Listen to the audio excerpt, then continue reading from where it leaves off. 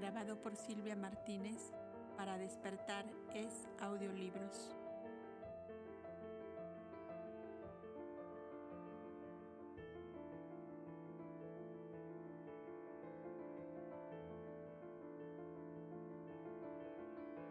Las fuerzas radiantes. Boindra tomó de nuevo su lira, se sentó junto a ellos, mientras el otro Kobda, a quien llamaban Saín, corría mediante un cordón las cortinas o celosías de la otra parte de la rotonda, a fin de hacer más densa e igual la penumbra que envolvía el recinto. Pensad conmigo unidos en que vuestros hijitos duerman. El sol está en el cenit, lo mismo para vosotros que para ellos, puesto que sabemos que están en la opuesta ribera del mar grande. La lira empezó a suspirar en un casi imperceptible sonido, como el de piar de una avecilla moribunda, que no tiene ya fuerzas para cantar. Y los trinos suavísimos y dulces fueron haciéndose más sensibles, más hondos, más profundos, hasta formar una divina melodía que parecía un millar de pájaros cantando en torno de la fuente, cuya agua cristalina caía del surtidor sobre los niños y sobre las plateadas hojas de ibicornia que tapizaban los bordes de mármol de la fuente. Algo así como una sutilísima niebla empezó a desprenderse de las begonias de pintadas hojas, de los colios gigantescos, de los lotos erguidos en su esbeltez soberana, de los helechos y sensitivas como temblorosas cabelleras de esmeraldas. Y la lira exhalaba sus melodías suavísimas, que no eran ya gemidos de avecilla enferma, ni gorjeos de millares de pájaros, eran risas de niños alegres y juguetones que chapoteaban en el agua. Yoheván, como electrizado, se levantó suavemente y caminó sin ruido hacia la fuente. Luego le siguió Aldis, y ambos se sentaron en su borde tapizado de plantas acuáticas. Saín dormía en profundo sueño y la lira continuaba vibrando intensa, divina, y en torno de Boindra se había formado como un remolino de la misma niebla sutil que emanaban las plantas.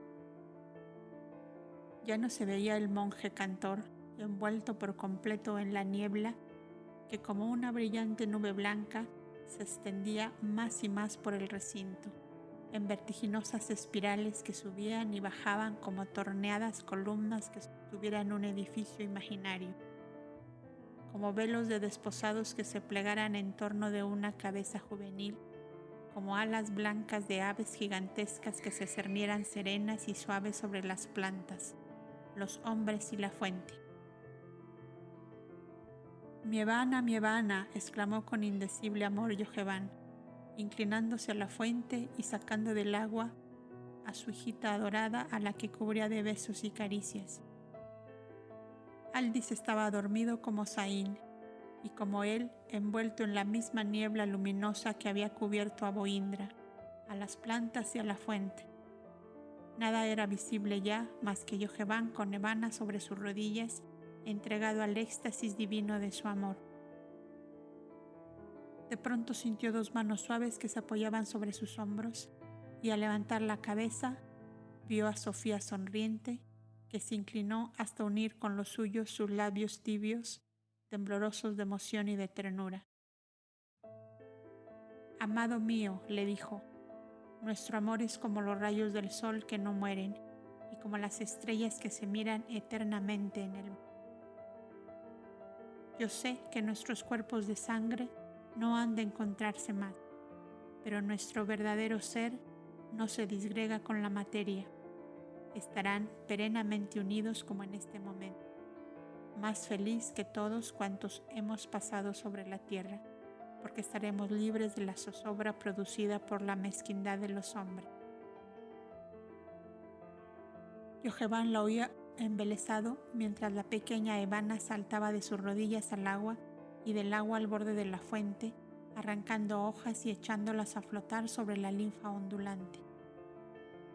¿Cómo estás aquí?, preguntó Yoheván a su compañera. No lo sé, pero estoy aquí, ya lo ves. ¿Y Milcha y Adamú? ¿Cómo habéis podido vivir solas y abandonadas en un país extranjero? Sofía, sin hablar, levantó su brazo a lo alto y le dijo: Yoheván, ha sido necesario el dolor para hacernos pensar en que por encima de nosotros hay un ser supremo, más tierno y solícito que todas las madres para cuidar de sus hijos. Tú y yo hemos venido para cumplir un encargue de ese ser supremo sobre la tierra, y ese encargue está ya cumplido. Nuestra Evana vive y vivirá al lado del pequeño Adamú, porque también ellos, como nosotros, son servidores del Altísimo y tienen también un deber a cumplir.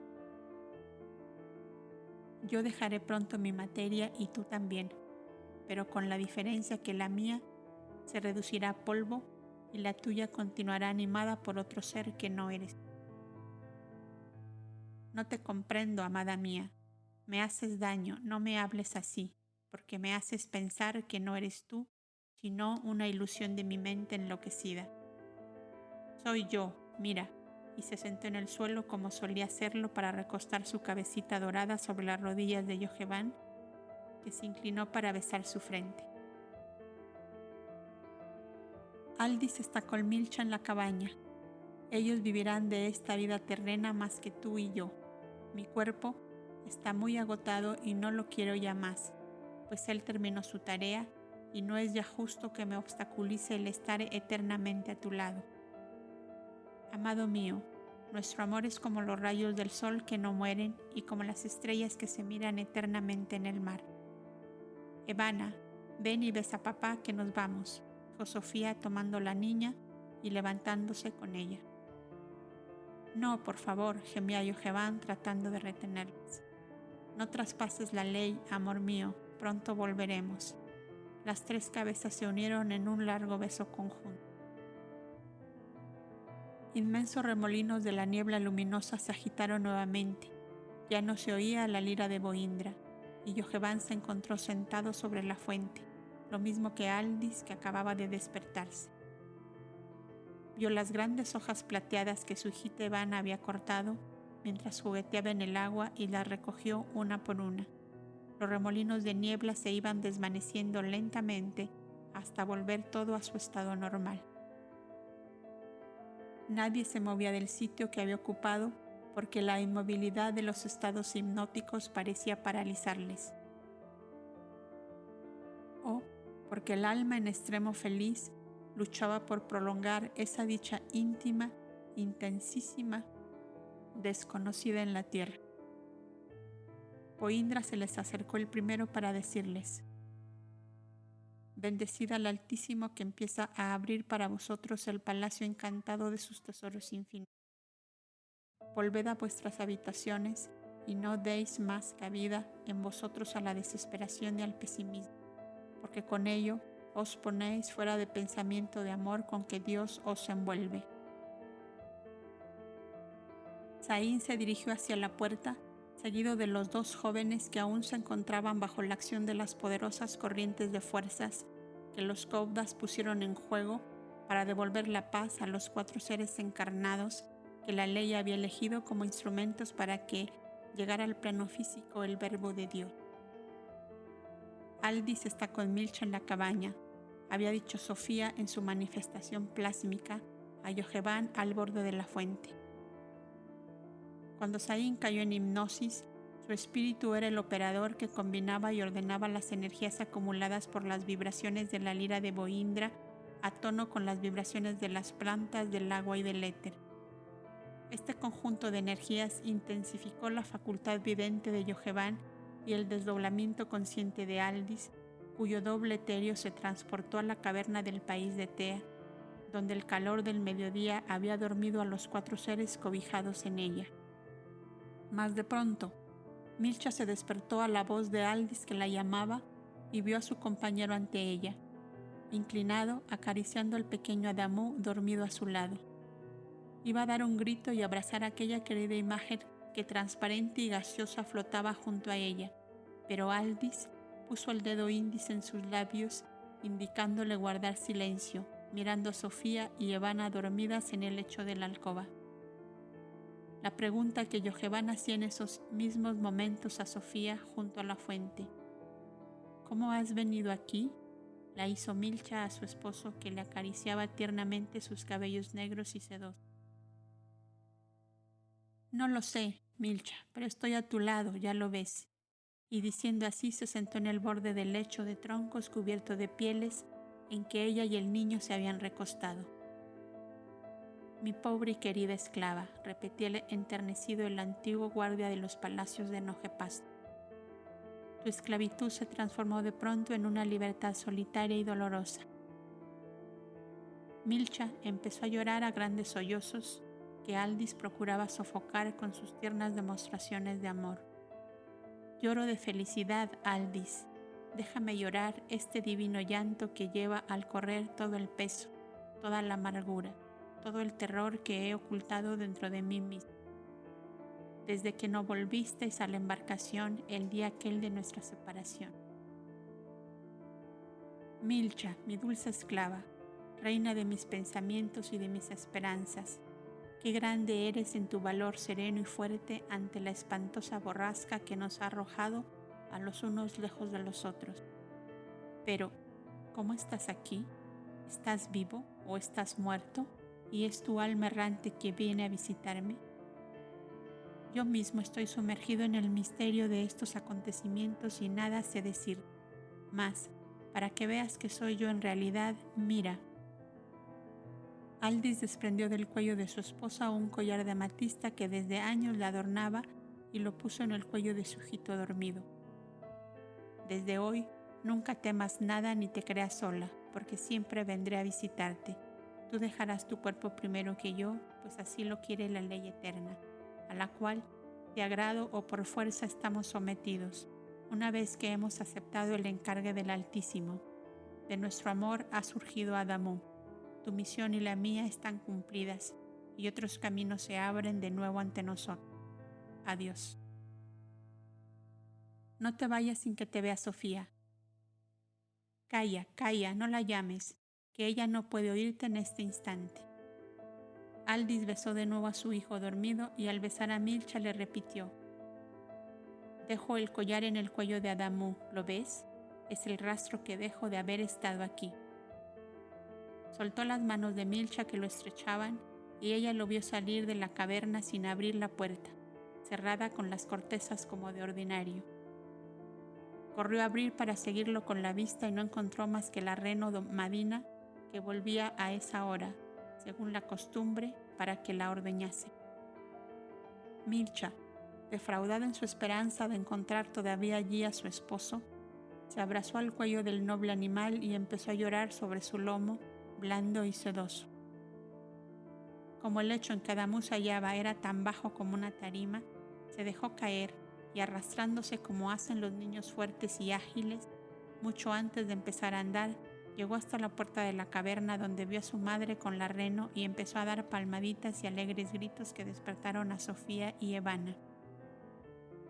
La princesita, más débil, más lánguida cada día, parecía una flor a la cual se le hace vivir artificialmente para prolongar el momento en que la blanca corola cae seca y sin. Milcha, qué hermoso sueño he tenido, ¿no me contestas? Vio que no estaba en la cabaña la esclava, pero sí Adamú, que sentadito en la puerta se entretenía en dar vueltas en su cuello el collar de su madre.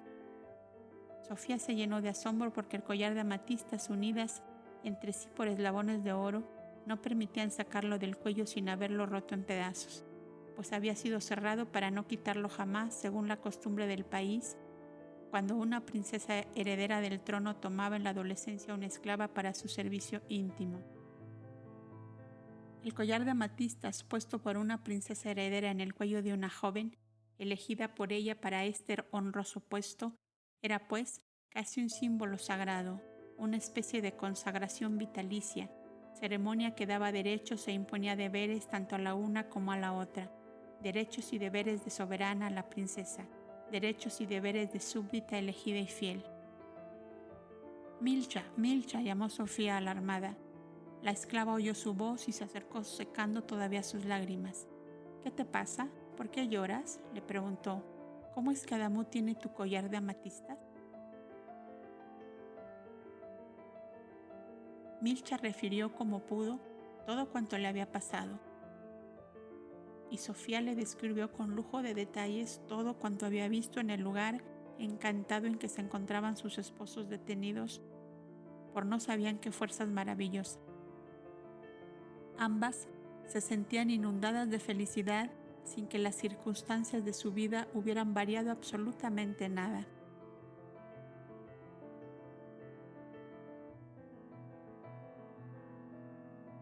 La vida en la caverna. Absorbidas, Sofía y Milcha por estos extraños acontecimientos habían olvidado a los niños. La pequeña Ivana se divertía sola jugando con la enorme cabeza disecada de la piel de un oso blanco que había en el lecho, y Adamú no estaba en la cabaña. Milcha corrió hacia la puerta de la caverna y se pintó en su rostro el asombro. Primero, la emoción, después, ante aquella escena tan variada como interesante y tiernísima. Ambas mujeres vieron que la reno, puesta de rodillas, había permitido al niño, robusto y fuerte, incorporarse, abrazándose a una de sus patas traseras, y el chiquitín mamaba tranquilamente, mientras Madina, con su largo cuello doblado, le lamía la cabecita cubierta de rizos oscuros como los cabellos de su madre. «Mi pobre Adamú no muere de hambre si le falta su madre», murmuró Milcha al oído de Sofía para no llamar la atención del niño. En cambio, Ivana, la pobrecita, no sabe sino llorar cuando quiere algo. ¿La oyes? Milcha corrió adentro y salió con la niña en brazos, y sentándose con ella en el tronco de un árbol caído junto a la caverna, lustroso ya de servir por tantos años de banco al mago Atlante, la incitó a mirar al pequeño que hacía un extraño ruido a cada sorbo de leche que pasaba por su garganta. La esclava acercó a Ivana hacia la singular ama de cría que la providencia deparaba tan impensadamente a sus hijos, y Madina, como lo hiciera con Adamú, lamió las manitas de la criatura mientras ella le tiraba suavemente de las orejas en medio de risas y alegres gritos. Por fin, Adamú terminó su merienda y miró satisfecho a su madre y a Sofía, que no acertaban si reír o llorar según la extraña emoción que tal escena les producía. Milcha bajó al suelo a la niña y corrió a buscar en la caverna el cantarito en que ordeñaba la reno, la cual empezó a empujar con su cabeza y su cuello a Ivana para que mamara a su vez. Visto esto por Sofía, acercó a su hijita al seno del noble animal, mas la niña se esquivaba, hasta que llegando Milcha lo exprimió ordeñando, dirigiendo un chorro de leche hacia la rosada boquita de Ivana, hasta que, comprendiendo ella y ya sin miedo, comenzó a mamar lo mismo que Adamú, pero sostenida por su madre, pues era menos fuerte y más pequeña que aquel. «Milcha», dijo Sofía, «yo sé que moriré pronto porque una voz interior me lo dice, mas, ya lo ves, nuestra noble Madina te ayudará a alimentar a mi huerfanito». «No habléis así, por favor, mi princesa querida. Tenemos que vivir ambas serenas para que cuando regresen Yoheván y Aldis no tenga nada que reprocharnos. Es verdad que al aceptar la maternidad hemos formado un solemne pacto con el Altísimo y nos debemos a la vida de estos seres, pero las fuerzas me faltan día por día, Milcha, y a pesar de tus cuidados mi pobre cuerpo se resiste a vivir. La leche tibia de Madina os reanimará, ya veréis». Ivana había completado su ración y Milcha ordeñó a la reno y ofreció el cantarito de leche a Sofía. Aún estaba ella bebiendo cuando vieron que Madina se irguió apresuradamente y, levantando la cabeza hacia donde soplaba el viento, parecía olfatear algo que la inquietaba. Pasado un momento empezó a describir círculos, estrechando cada vez más el lugar que ante la puerta de la cabaña ocupaban las dos mujeres y los niños. «¿Qué tienes, Madina, que nos empujas?», le preguntaba Sofía, acariciando el cuello del animal.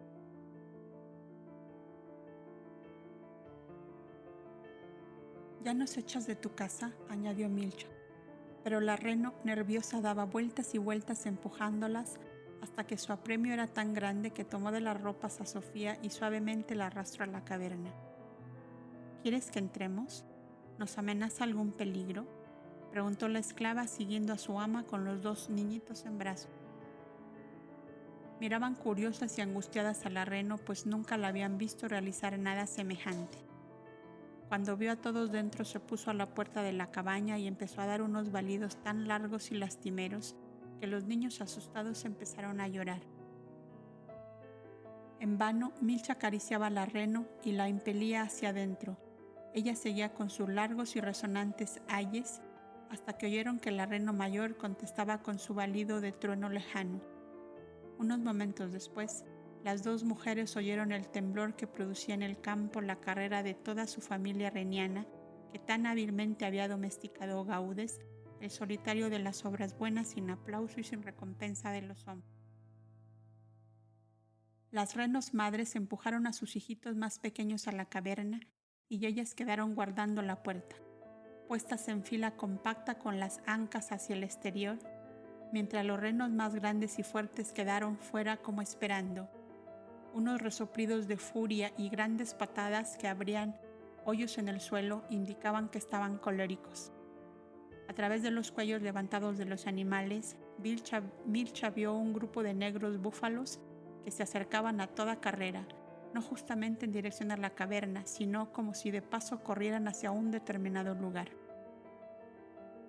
Si ellas hubieran sido conocedoras del país y de los animales salvajes que lo poblaban, hubieran comprendido que los búfalos corrían buscando refugio porque se acercaba la espantosa tromba de los mamuts, elefantes polares que desde la época glacial habían quedado como restos de la especie, rezagados allí como los rangíferos.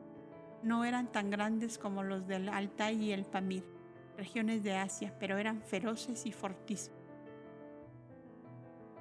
Habrían comprendido asimismo que la reno Madina, cuando olfateó los búfalos, vio en peligro la caverna, pues las muchas pieles de dichos animales que habían encontrado no eran más que el resultado de luchas terribles entre los renos y los búfalos, por ganar cada cual el primer refugio que se les presentaba para esquivar el cuerpo a la temida avalancha de los mamuts enfurecidos.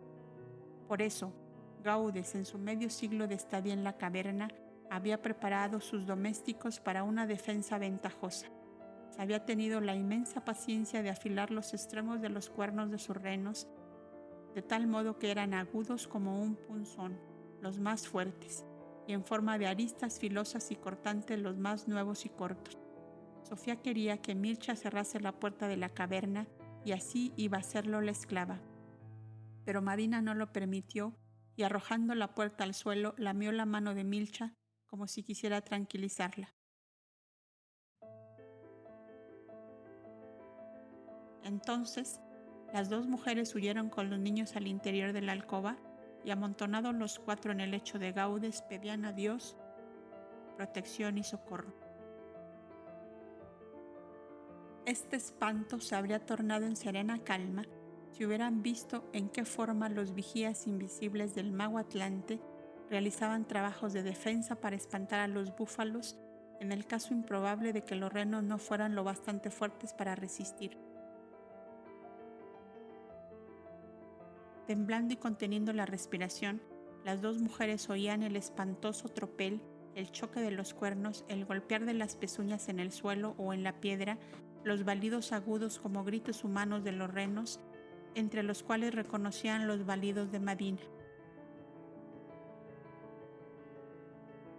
El tiempo que duró esta hecatombe fue breve, pero a ellas les parecieron largas horas.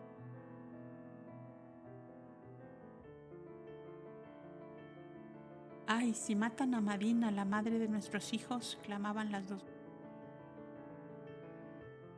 Un momento después se sintió la carrera de unas bestias y acto seguido oyeron como suave rasguño el hocico de Madina en la puerta de la alcoba, que empujaba suavemente por el animal, se abría despacito ante los asombrados ojos de Sofía y Milcha.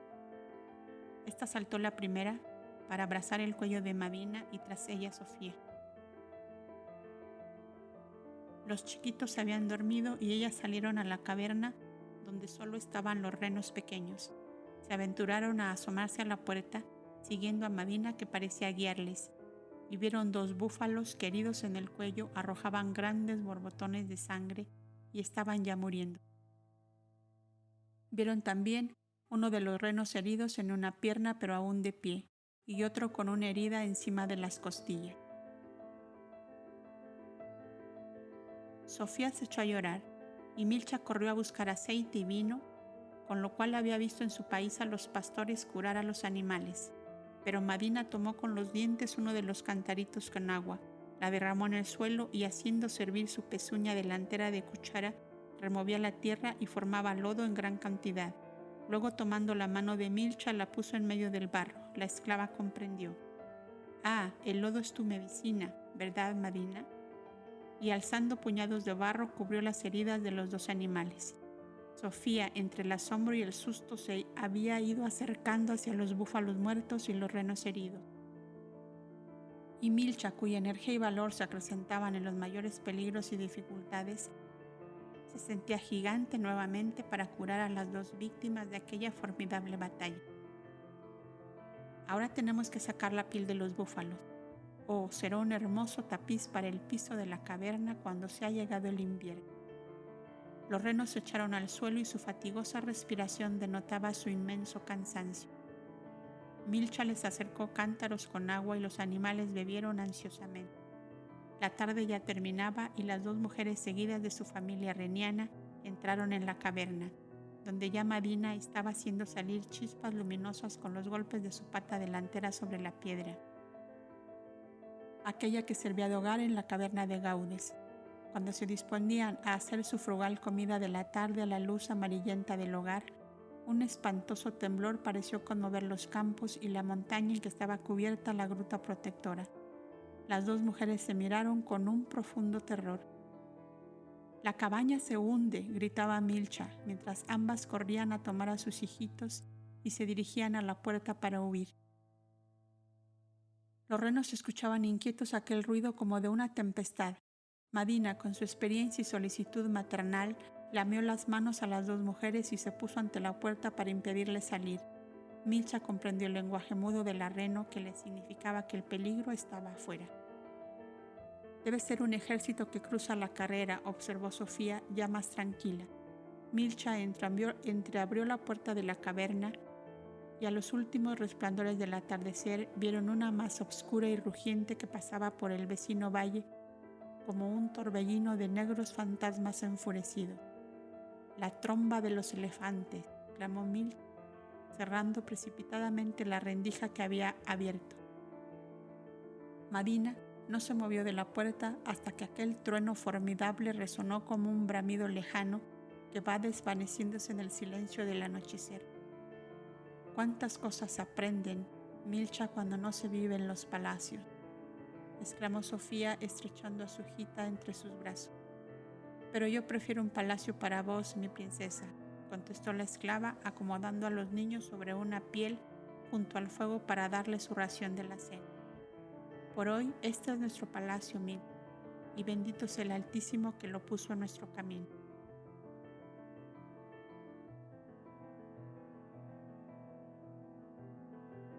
La vida en el santuario. Al salir Yoheván y Aldis del hermoso recinto dedicado a las experiencias suprafísicas de Boindra, en favor de los enfermos del alma y del cuerpo, pidieron a Zain que les condujera a sus habitaciones particulares, pues se sentían agotados y necesitaban descansar. En realidad, lo que ellos deseaban era estar solos para deliberar sobre lo que acababa de ocurrirles a cada uno en particular. Siendo conocidas del lector tanto la manifestación plástico radiante presenciada por Yoheván como el desdoblamiento consciente de Aldis, excuso referir los detalles y comentarios hechos por ellos y desde luego fáciles de suponer. Ambos habían llegado al convencimiento de que estaban bajo la acción de energías y fuerzas muy superiores y benéficas, ya que todas las manifestaciones de estas energías y fuerzas tenían por fin devolver la quietud a las almas y la salud a los cuerpos. Solo una circunstancia les aparecía incomprensible a la luz de su razonamiento.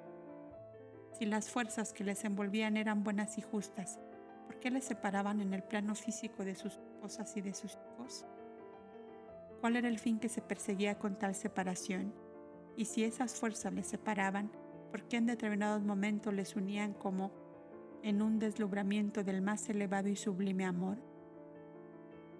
«Mira, Yoheván», decía Aldis, más sereno y reflexivo como de costumbre que su vehemente compañero, Que estos Koudas sean buenas personas no lo podemos poner en duda, porque hasta este momento no hemos recibido de ellos más que amor y solicitud en todas las formas. ¿No es esto una verdad? Ciertamente, y casi estoy por decirte que empiezo a quererlos y a encontrarme bien entre ellos. Pues hombre, lo raro sería que no les quisieras, dado el amor que nos brindan y el hecho de haber encontrado a tu padre entre ellos. Debes reconocer que eres un hombre muy afortunado. ¿Con qué afortunado, Mira que es cruel la burla cuando el corazón está sangrando. No te irrites, Yoheván, y razonemos. Caídos prisioneros entre una banda de piratas, ¿cuál fue la perspectiva que se nos presentó? Una vida de horrores que al fin terminaría con una espantosa muerte. ¿Es verdad esto? ¿Sí o no? Sí, es verdad, plena verdad. Creímos que nuestras esposas tendrían la misma suerte que nosotros, con la diferencia de que por ser mujeres irían a servir de pasto para alimentar la lascivia de esas bestias con forma de hombres. ¿No es así? Sí, es así, no puedo negarlo. Pues bien, nada de esto ha sucedido. ¿Tenemos derecho a quejarnos? Es verdad que estamos ausentes de esos seres queridos de nuestro corazón que formaban todo nuestro mundo, pero los acontecimientos maravillosos que venimos presenciando nos prueban hasta la evidencia que es una separación a medias, a intervalos, toda vez que sin saber cómo ni por qué nos vemos y nos hablamos. Dime si todo esto no es una bien inesperada felicidad. En estos momentos les llamó la atención el eco lejano como de himnos solemnes cantados por muchas voces en coro y acompañados de liras y ocarinas. Salieron a la terraza de sus habitaciones, que como se sabe, daba a un inmenso patio de palmeras. Las voces parecían acercarse por momentos, pero no podían comprender las frases de los himnos religiosos que cantaban, pues lo hacían en una lengua diferente de la suya. Pero había tal unción, tan poderosas vibraciones, tan profundo sentimiento de adoración y de amor en aquellas voces que flotaban en el ambiente como si fueran las almas y no los labios que cantaban, que era imposible sustraerse a la honda emoción que causaban. Por fin vieron asomar por la arcada de un pórtico que daba al patio de las palmeras al Parajome, con su largo ropaje color gris azulado, en medio de una fila de 10 Koudas, todos ya de edad avanzada, entre los cuales se destacaba por su elevada estatura Boindra, el Kouda poeta y músico. Detrás de ellos seguían en filas de 10 una multitud de hombres, todos vestidos de igual color y todos coronados de adormideras blancas, menos el Parahome, que ceñía como una diadema de 7 grandes lotos. Y al final apareció una fila de 10 jóvenes vestidos a la usanza del país, más o menos como Yoheván y Aldis vestían. O sea, una especie de túnica corta de variados colores, apretada a la cintura por una faja de seda verde o roja azul. Dieron todos tres vueltas alrededor del patio y por fin el Parajome y sus 10 acompañantes se sentaron en los bancos de piedra que en forma circular se hallaban debajo de las palmeras. Todos los demás Koudas formaron un triple círculo en derredor de ellos. Los 10 jóvenes adelantaron hacia donde estaban los ancianos sentados y se inclinaron haciendo un profundo saludo. «Sombras vivientes, ¿de dónde venís?», les preguntó el Parajome. «De las tinieblas de la inconsciencia humana», contestaron los 10. «¿A qué habéis venido? A buscar descanso en la luz. ¿Qué habéis dejado detrás de vosotros? Fuegos fatuos que se apagan. ¿Qué pedís de los hijos de Numu? La sabiduría, la paz y el amor. ¿Sabéis dónde se encuentran? En las almas sin egoísmo. ¿Sabéis cómo se consiguen? Dominando a la materia y cultivando al espíritu. ¿Con qué fuerzas contáis para conseguirlo? Con la voluntad». En ese momento se acercó un Kouda con un pebetero lleno de ascuas encendidas que colocó ante el Parajome, el cual, arrojando en ellas resinas perfumadas, Que vuestros pensamientos y vuestras obras sean como estas espirales de humo perfumado subiendo al infinito.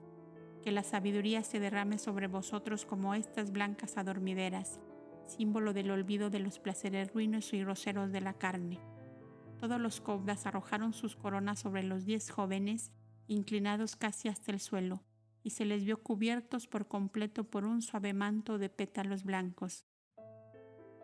Que el amor sea vuestra corona por los siglos de los siglos, dijo el Parajome, tomando su diadema de blancos lotos y deshojándolos también sobre el manto de adormideras que cubría a los 10 jóvenes que se iniciaban en la austera vida espiritual. Y un torrente de voces varoniles acompañadas de laudes se desbordó en un magnífico himno triunfal. Cuando terminaron las últimas vibraciones del canto, los jóvenes se levantaron haciendo caer en torno suyo aquella inmensa montaña de flores que formaba como un blanco tapiz de nieve.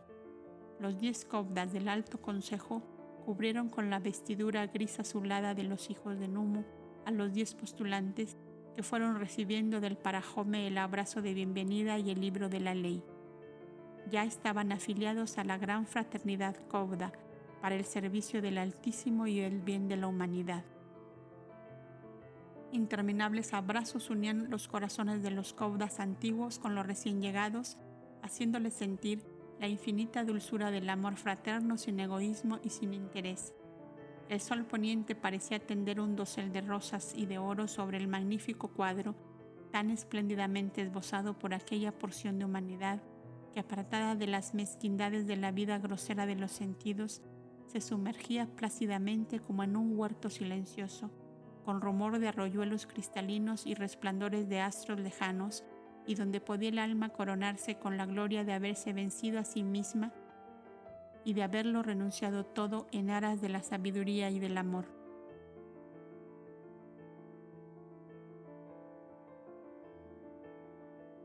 ¿Qué habrá sido de Nojepastro, nuestro rey?, se preguntaban Aldis y Yojevan. 26 lunas habían transcurrido desde que las embarcaciones de Nojepastro salieron de Otlana en busca de tierras y de glorias, y el viejo rey no había recogido más que desengaños, humillaciones y dolores. Diríase que los genios del mal habían recibido poderes del Altísimo para descargar sobre él la furia de sus tempestades, desde que, por su ambición desmedida, había sacrificado la felicidad de su hija. Y en su sombrío dolor el rey se preguntaba: ¿qué habrá sido de mi hija y de su esclava favorita? ¿A dónde las habrían conducido aquellos hombres que habían protegido su fuga? La desesperación y el dolor llenaron de hiel el alma del rey Atlante, y cuando el jefe ático le siguió, le exigió el cumplimiento de su promesa, lo postergó sin razón del verdadero motivo, pues le humillaba demasiado decir que su hija había desaparecido. Los mejores de sus navegantes hicieron exploraciones por las costas y sus más hábiles guerreros recorrieron las montañas y los valles sin que por ningún lado aparecieran vestigios de las fugitivas. Su futuro yerno lo apremiaba hasta que, convencido de que Nojepastro no pensaba cumplir su promesa, le amenazó con la guerra. El viejo no respondió, sino haciendo desembarcar un tren de batalla a todos sus guerreros armados hasta los dientes. El país de Ática, en lejanas épocas anteriores, había llegado a una esplendorosa civilización de la cual no quedaban entonces sino los vestigios. Grandes aldeas o villas habíanse levantado modestas y tímidas junto a los sitios donde aún podían verse las ruinas grandiosas de la antigua metrópoli, en que florecieron las ciencias y las artes llevadas allí por la raza gloriosa de los samoyedos.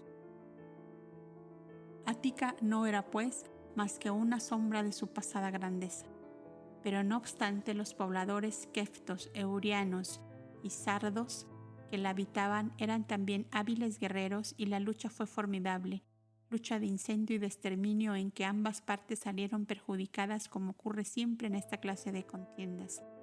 No obstante de las ventajas obtenidas por el rey Atlante, no quiso permanecer en aquel país, donde se vería obligado a vivir en continua lucha para someter a los pobladores, y así se hizo a la vela en el pequeño puerto de Mora Acón. Después Maratón, y pasó al país de Turea, después Eubea, habitado por los turanios que le recibieron con desconfianza a causa del gran número de barcos y de gente que conducía. Sus sabios y sus augures aseguraban que aún no habían llegado al destino que les fuera antes marcado y que era necesario continuar hacia el noreste, donde el Altísimo había ocultado gruesas arterias de oro finísimo en el seno de las montañas. Ambicionaban conquistar las cordilleras de Jabilá en el país de Man, Armenia, donde leyendas fabulosas decían que había tal enorme cantidad del precioso metal que era posible cubrir con él hasta el pavimento de las calles de magníficas ciudades, que el rey Atlante podría levantar, oscureciendo la grandeza de cuantos monarcas recordaban las viejas tradiciones.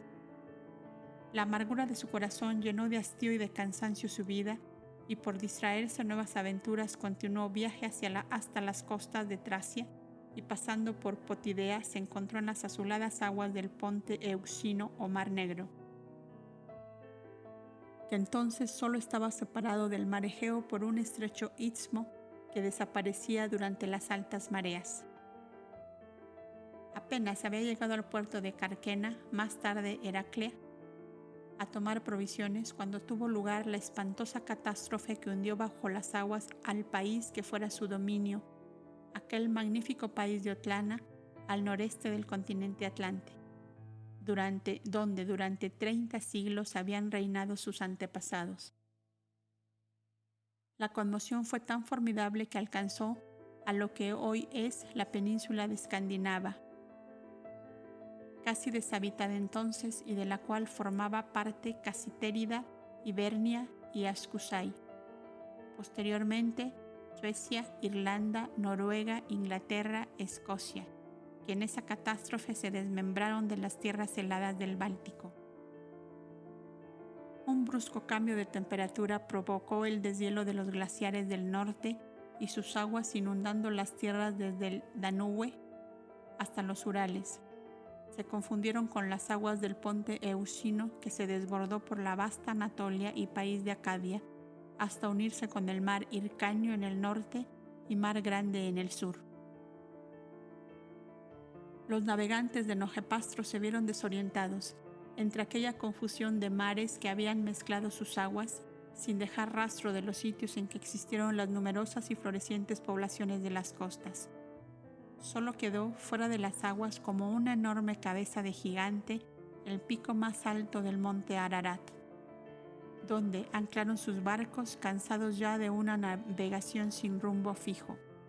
Cuando las aguas fueron bajando, su flota, destruida en una tercera parte por las contingencias de aquella desventurada expedición, se refugió en el Golfo de Isgaur, para establecerse no ya como soberano conquistador, sino como una tribu emigrante del continente desaparecido, y fundó la ciudad de Al-Jaba, en la parte norte de las llanuras de Acadia, entre el Ponto y las tierras bañadas por el río Kura, donde épocas remontísimas había existido una ramificación de las grandes tribus que formaron la antigua civilización sumeriana, cuyo mayor esplendor se desarrolló bajando de las montañas de Man, después Aramé o Armenia por los valles del Éufrates hasta el Golfo Pérsico.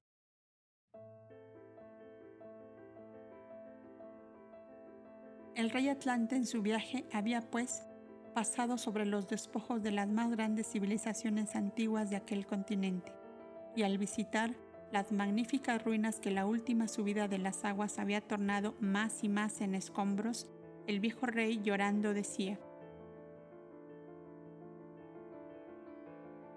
otros visitarán como yo las ruinas de mi hermosa Otlana y sus bellas ciudades costaneras cuando devuelvan su presa, las aguas traidoras que la arrebataron de la faz de la tierra. 3 de sus jefes, Sem-Heber, Can-Efor y Jafet-Urán, le fueron tan fieles y adictos en el dolor como acaso no lo hubieran sido sus propios hijos, por lo cual Nojepastro les otorgó los derechos de legítimos herederos. La tradición los recuerda como hijos del ambicioso marino del palacio flotante, que según la leyenda mandara un cuervo y una paloma como exploradores sobre las aguas audaces y traidoras. Los descendientes de los súbditos que fueron del rey Atlante se confundieron con los acadios y los sumerianos, que amistosamente les concedieron tierras a condición de ser pacíficos y perseverantes agricultores. ¿Quién diría al viejo Nojepastro que medio siglo después un bisnieto suyo, un hijo de una hija de Sofía, pasaría enseñando el desprendimiento y el amor por esos mismos sitios a donde él le llevó su egoísmo y su ambición? ¿Quién le diría al desterrado rey Atlante que ese descendiente directo suyo oiría hablar a los ancianos agricultores de un rey venido de lejanos continentes en un palacio flotante sobre las aguas y que había muerto de tristeza, perdido sus dominios y hasta la única hija que tenía por la audacia de los mares traidores y voraces? Y que ese peregrino misionero del amor entre los hombres ignoraría que aquel rey personaje de leyenda le había dado su sangre y era el padre de la madre de su madre. Extrañas coincidencias y puntos de contacto entre los destinos de los seres y de las sociedades humanas. Todo esto que acabo de relatar lo refería a Giovanni Aldis en el patio de las Palmeras, pocos días después de la ceremonia de consagración realizada en él, un cauda que acababa de llegar a Negadá, del otro lado del Mar Grande, después de haber recogido otras víctimas de las bandas de piratas, algunos de los cuales habrían apresado una de las embarcaciones perdidas del rey Atlante.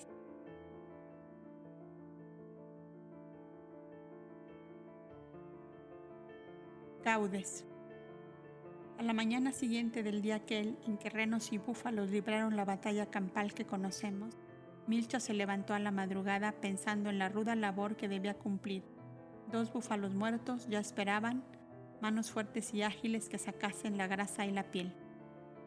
Ella sabía que en su país, con la grasa de los búfalos se preparaban hermosos velones, altos como un hombre, que colocados en un grueso pedestal de madera o de piedra, daban luz durante 30 o 40 noches, y su amada princesita deseaba tanto una luz para sus largas noches solitarias en la caverna. Procurando no hacer ruido, salió y detrás de ella los renos. Marina se le acercó a lamerle las manos. «Enseguida te ordeño», le dijo Milcha, creyendo que tal era la indicación que quería hacerle. Pero la reno la tomó con la boca de las ropas y la traía hacia la caverna. Milcha la siguió hasta uno de los montones de paja donde dormían las bestias, y su sorpresa fue tan grande al ver a una de las hijas mayores de Madina, que había dado a luz, y lamía cariñosamente a su renito recién nacido. «Ah, ¿querías explicarme que eras abuela? Te felicito, Madina. ¿Qué nietecito más hermoso tienes?», decía Milcha entusiasmada, acariciando el hermoso animalito.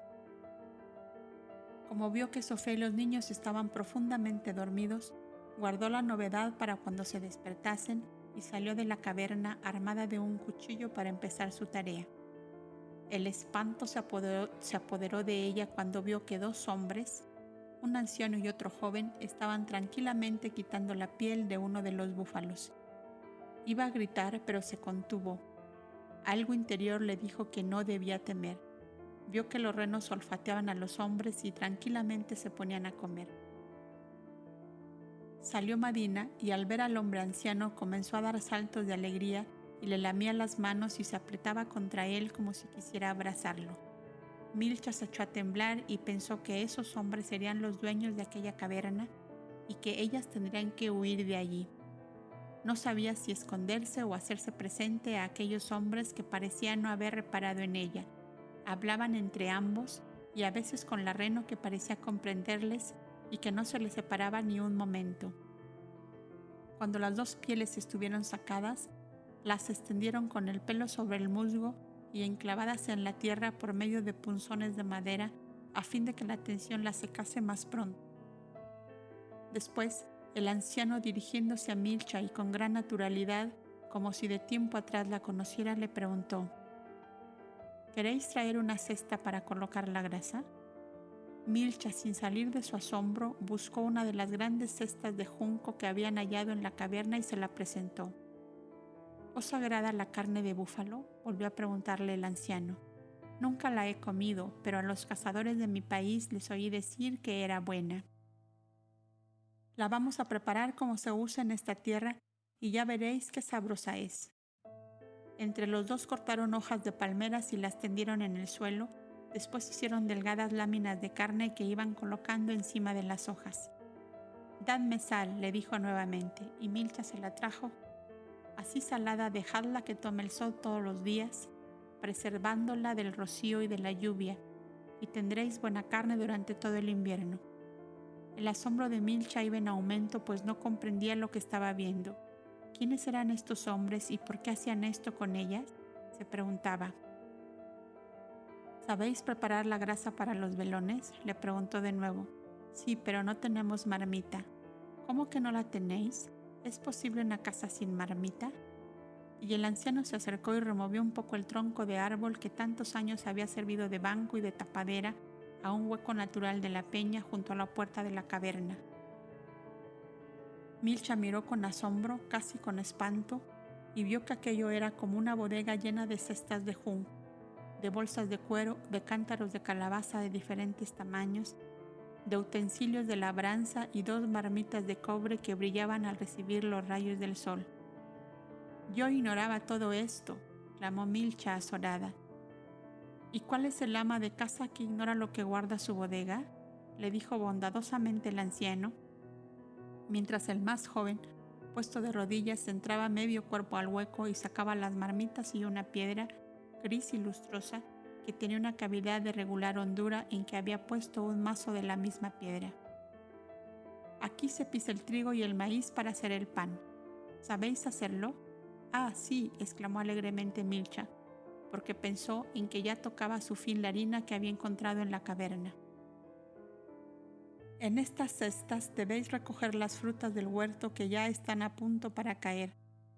Los renos saben hacer bien la cosecha de las legumbres y los cereales», continuó con la mayor naturalidad el viejo, mientras el más joven armaba el molde de cobre en que se hacían los velones.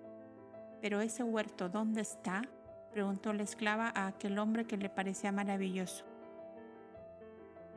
«Cuando llegáis a la fuente, ¿no habéis visto ese bosquecito de bambú que hay detrás de ella?». «Sí, he visto ese cañaveral. Pues esas cañas son el muro que esconde a todas las miradas el huerto que pertenece a vuestra casa». Milcha no sabía qué contestar. Se oyeron alegres voces de Adamú. El anciano le dijo: «Vuestro niño os llama, atendedlo». Milcha entró para comunicar a Sofía las grandes novedades, y cuando salió de nuevo para que aquellos hombres entraran a ver a su ama, no encontró a nadie más que a los renos, que pastando iban alejándose poco a poco de la caverna. Vio a Madina que, parada en el sitio que estuvo últimamente el anciano, olfateaba buscándole con los ojos inquietos hacia todos lados. Miró Milcha hacia el interior del hueco bodega, creyendo encontrarlos ahí. No había persona alguna en todos aquellos alrededores. El asombro la dejó paralizada, mas luego recordó la visita que le había hecho Aldis, y cómo, cuando se marchó, salió a buscarle y no le vio por ninguna parte. «Verdaderamente esta es una tierra encantada, como aquellas de los cuentos que me contaba mi abuela en las noches de invierno», murmuró la esclava, entrando nuevamente en la caverna para desahogar con su ama las grandes impresiones de aquel inolvidable amanecer. «Madina es abuela. Las pieles de búfalo están tendidas al sol, la grasa en la cesta, las marmitas de cobre y el molde listo para los velones, la piedra de moler, el trigo, el huerto con las frutas maduras». Todo este torbellino de noticias cayó en los oídos de Sofía, que estaba incorporándose en su lecho de pieles. «¿Qué dices, mujer?». Y Milcha repetía las noticias sin lograr hacerse creer. «¿Dices que los hombres han desaparecido como Aldis?». «Claro que sí. Un viejo pastor de mi padre solía decir que un alma errante que guardaba aquellas tierras le había anunciado la llegada de un ser extraordinario enviado del Altísimo, y cuyo acercamiento a la tierra sería anunciado por extraños y prodigiosos acontecimientos jamás soñados por los hombres. ¿Será que es llegado ese tiempo y hemos sido traídas a estas tierras por bondad de Dios para ser testigos de los grandes acontecimientos que conmoverán la tierra? Así lo creo desde que estamos viviendo una vida casi maravillosa. Ya Sofía estaba vestida y salía de la alcoba cuando nuevos gritos de Adamu atrajeron su atención. Ambas mujeres vieron al niño que se había arrastrado hasta el montón de paja en que estaba el renito recién nacido, el cual trataba de retirar de la madre. Cuando lo consiguió, mediante un gran esfuerzo se colocó en aquel sitio. Milcha adivinó que quería mamar de la reno, la cual, a una palmadita cariñosa de la esclava, se incorporó en su lecho de paja para que el pequeño Adamu pudiera tomar su desayuno con toda comodidad. El lector habrá comprendido la exteriorización de fuerzas astrales poderosas que había realizado Gaudes para auxiliar a los 4 abandonados de los hombres, pero ampliamente protegidos de Dios. Estaban allí los que serían progenitores de su Verbo encarnado, los que debían darle su carne y su sangre. ¿Quién pues debía cuidar de sus vidas humanas sino el alma eterna, el pensamiento divino, la inteligencia suprema, el amor increado, causa, origen y fin de todo cuanto es y será el vasto universo? El extraordinario cultivo que de sus facultades espirituales había hecho Gaudes lo ponía en condiciones de utilizar las potentes energías y fuerzas plásmicas del éter que envuelve el plano físico, y servíale de eficiente colaborador el doble etéreo de los búfalos, consistente y fortísimo en sus materias constitutivas, que a su llegada a la caverna estaban empezando a desprenderse de sus cadáveres. En el inmenso laboratorio de la naturaleza visible y del mundo invisible, son infinitas en variedad y formas los elementos, las energías, las fuerzas y las corrientes eficaces para producir grandiosos acontecimientos en beneficio de la humanidad. Lo que falta es el cultivo de las grandes facultades mentales inherentes al hombre para poder producirlos, mediante la exteriorización de esas energías y de esas fuerzas tan generosamente brindadas por el Creador a todas sus criaturas. Gaudes, el hombre de las obras ocultas y silenciosas, juzgaba mayor bien consolar a los débiles y desamparados por los hombres que transformar las piedras en oro o hacer llover diamantes sobre las multitudes ambiciosas de las grandes ciudades sibaritas y envilecidas.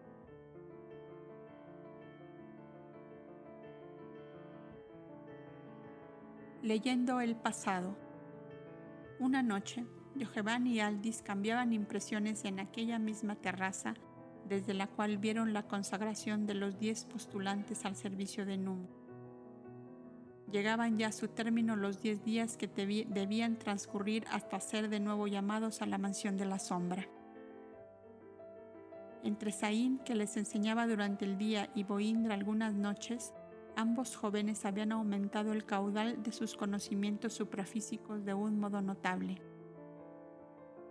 En 20 años de vida, entre la masa vulgar de los hombres, no habían aprendido lo que en aquel recinto, entre los obreros del pensamiento, buscadores del tesoro incorruptible de la sabiduría y del amor.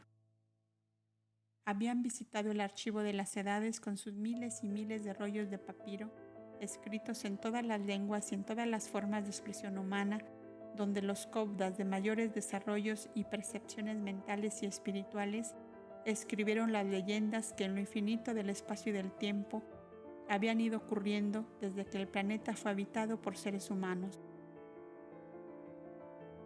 La tradición que estuvo en boga en la época neolítica, del huevo caído sobre el mar desde una estrella luminosa y roto al chocar con las aguas, y de que entre el cascarón flotando sobre las olas aparecieron el primer hombre y la primera mujer para servir de simientes de una nueva humanidad, no era ya para ellos más que una figura simbólica, pues el rollo de papiro del archivo de las edades les había dicho, con datos y con pruebas, que el origen de la humanidad sobre la tierra era mucho más antiguo y era el fruto de una larga evolución a través de todas las formas de vida que pueden observarse en la magnífica y fecunda naturaleza. Habían comprobado que 30.000 años atrás, gran parte de los continentes asiático y europeo eran una inmensa sabana de aguas congeladas en las llanuras y en los valles, y que solo una vasta cordillera de montañas desde los Pirineos hasta el Himalaya fue habitada por los hombres del hielo, en inmensas cavernas labradas por ellos en los más altos y escarpados de las mesetas rocosas. Allí estaban los trozos de piedra grabadas con figuras y símbolos, tomados de las mismas manifestaciones de la naturaleza. Cuando el hombre era todavía incapaz de crearse un lenguaje adecuado para hacerse comprender de la posteridad. Habían visto un grabado en piedra rojiza que encerraba toda la historia de un caudillo de la época neolítica. Una mujer tendida sobre hojas de hierba, sacando de ella misma del lóbulo materno su párvulo recién nacido y unas frutas desconocidas entonces. Esto quería decir que aquel caudillo nació cuando esa fruta estaba en sazón. La historia continuaba. Un hombre gigante arrastrando con cordeles a una abigarrada multitud de hombrecitos como hormigas. Esto significaba que aquel hombre había dominado muchos pueblos y después el gigante, siempre erguido pero con su cabeza cortada, sostenida por su propia diestra sobre la multitud tendida en tierra en señal de duelo. Esto indicaba la muerte del caudillo, adorado como un dios por sus pueblos fanatizados. Los siglos mudos que pasaron hablaban pues en la lengua de piedra de sus grabados arcaicos, adquiridos por los hijos de Numu en sus correrías de investigación y comprados a los piratas que tenían sus agentes a lo largo de aquella vasta cordillera, de cuyas inmensas cavernas podía desenterrarse toda la historia de la humanidad. Y con las manifestaciones plásmicas y los relatos dictados por las almas errantes, los Cobdas durante siglos habían reconstruido, paso a paso, toda la historia de la humanidad, desde mucho antes del largo periodo paleolítico, cuando las grandes inteligencias tutelares de la Tierra realizaban ensayos de evolución ascendente para formar el tipo de esta humanidad, lo cual dio lugar a la aparición del hombre pez, las sirenas, del hombre caballo, los centauros, del hombre ave, los buhones, y los siglos entregaban forzados y a jirones sus tremendos secretos guardados en el corazón de las montañas, pensando sin duda que los glaciares eran eternos y que jamás los entregarían al hombre del futuro. Pero los Cobdas eran los exploradores del pasado y del porvenir, y de aquel rincón apartado y silencioso se bifurcaba nuevamente el camino de la humanidad que había pasado y de la humanidad que llegaba, con nuevas orientaciones y con nuevos ideales. Y Yoheván y Aldi supieron que en las montañas pirenaicas y alpinas había antiquísimas civilizaciones de hombres gigantes, artífices del cobre y de la piedra, y en los cuales dejaron los rastros indestructibles de su paso por la tierra. Y supieron también que cada civilización, cada colectividad, cada raza, cada dinastía, cada individuo viene a la vida con un programa a cumplir y que de su buen o mal cumplimiento dependerá luego la evolución, el progreso, el triunfo, la grandeza colectiva e individual. Supieron además que la falta de ese cumplimiento acarrea la ruina, la degeneración, el exterminio, el aniquilamiento, la desaparición de civilizaciones, dinastías, razas y doctrinas sustentadas por ellas. Y a través de los inmensos secretos arrancados a los siglos por los hijos de Numu, misioneros de la sabiduría y del amor, Yoheván y Aldi se vieron como dos avecillas de una inmensa bandada que había bajado a la tierra para abrir todos juntos un nuevo camino de progreso y de paz a la humanidad. Desde la cumbre del altruismo personal a que habían sido llevados por inesperados acontecimientos, vieron demasiado pequeños sus deseos y sus dolores de hombres, demasiado injusto en querer precipitarse a reconquistar el mendrugo de dicha momentánea y efímera que habían perdido. Vieron a sus esposas y a sus hijos como avecillas también, que junto con ellos habían emprendido un vuelo hacia esta tierra para traer en el pico acaso nada más que un grano de trigo que, sembrando en el lugar correcto y medio ambiente apropiados, fuera en el futuro un hermoso plantel de trigales dorados.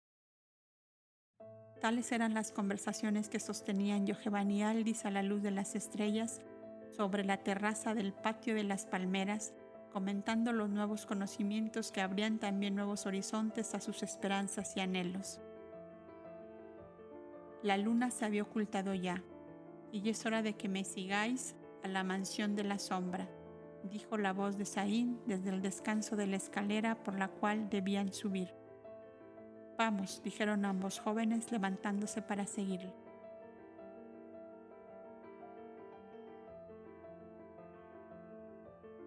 Entonces pudieron darse cuenta más claramente de que aquel enorme edificio tenía forma cuadrangular en su planta baja y circular en el piso alto, con terrazas salientes y escalonadas en las distintas partes del edificio, que aparecía desde fuera como una torre, demasiado baja en relación a las vastas dimensiones de su base, que sería puesta en nuestras medidas de unos 40.000 metros cuadrados. Era esta inmensa mole de piedra, pues, como una ciudadela amurallada que estaba completamente rodeada de bosques de plátanos, de acacias, de palmeras, de fresnos y de ciruelos. La hiedra cubría casi por completo la parte de sus gruesos murallones. Cuando terminaba el bosque, se veía un ancho canal de agua del Nilo que rodeaba toda la plantación y hacia la cual no podía llegarse sino por el mar, o por un puente que tendía su inmenso lomo de piedra hacia la pradera, como un enorme monstruo marino que se hubiese atravesado en el anchuroso y profundo canal. Este puente estaba cerrado al exterior por el mismo cerco de piedra que se alzaba a la orilla exterior del canal. Como se ve, era un refugio seguro para los perseguidos por los odios de los hombres. En la planta baja se hallaban las habitaciones destinadas a huéspedes relacionados con los trabajos mismos que los coptas realizaban, a los animales que tenían para el servicio de la casa y a depósito de provisiones para la manutención. En el primer piso estaban las habitaciones o bóvedas de los postulantes y coptas, por orden de antigüedad, y el jardín de reposo. En el segundo, el gran archivo de las edades, la sala de los consejos o deliberaciones, y al centro, la mansión de la sombra de forma circular y rodeada de columnatas para facilitar el acceso desde cualquier dependencia, y sobresaliendo más alto aún, el pequeño gabinete de observación de los astros. Cuando nuestros jóvenes llegaron al recinto sagrado, aún estaba iluminado a medias con sus inmensos velones de cera aromatizada que al quemarse despedía un suavísimo perfume adormecedor de todas las inquietudes de la mente.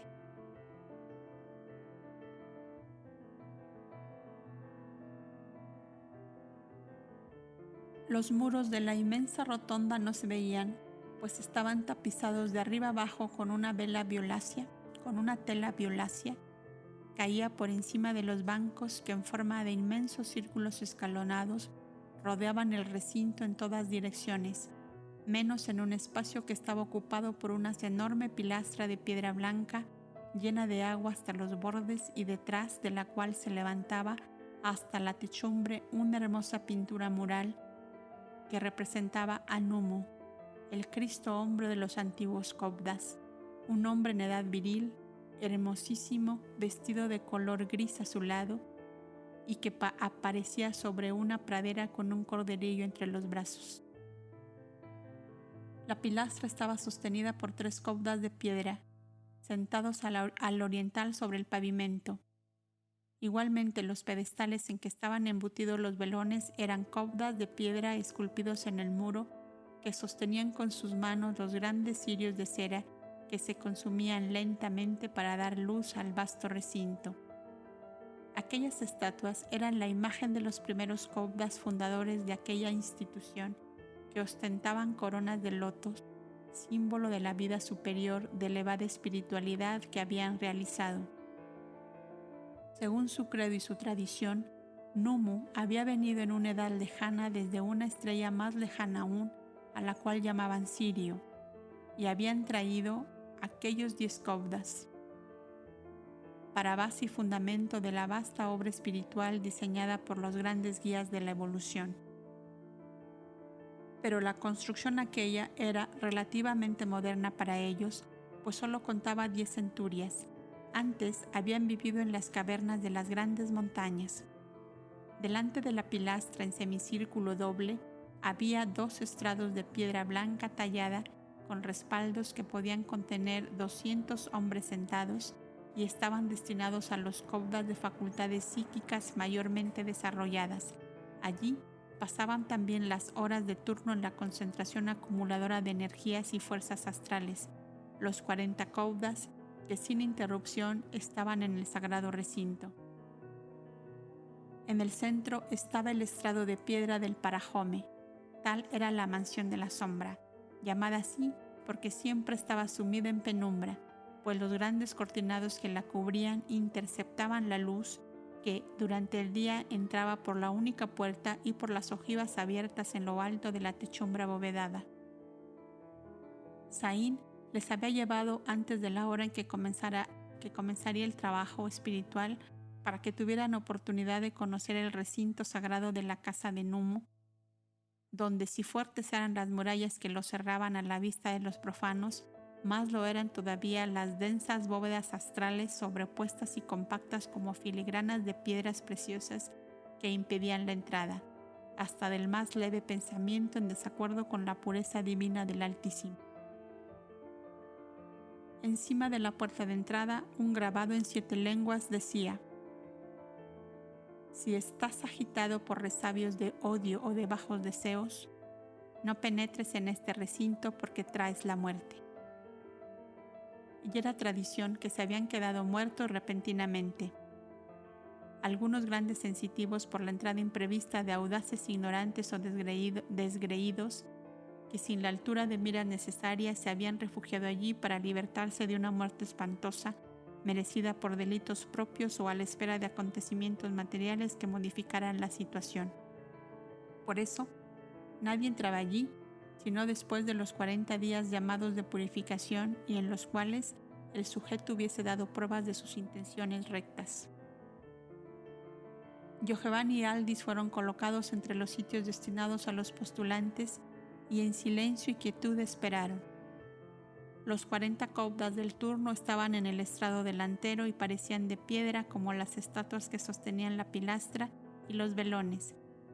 El resto de la vasta morada estaba desierto. Una clarinada suave y profunda, repetida 3 veces, era la señal de la llegada al recinto de los demás caudas.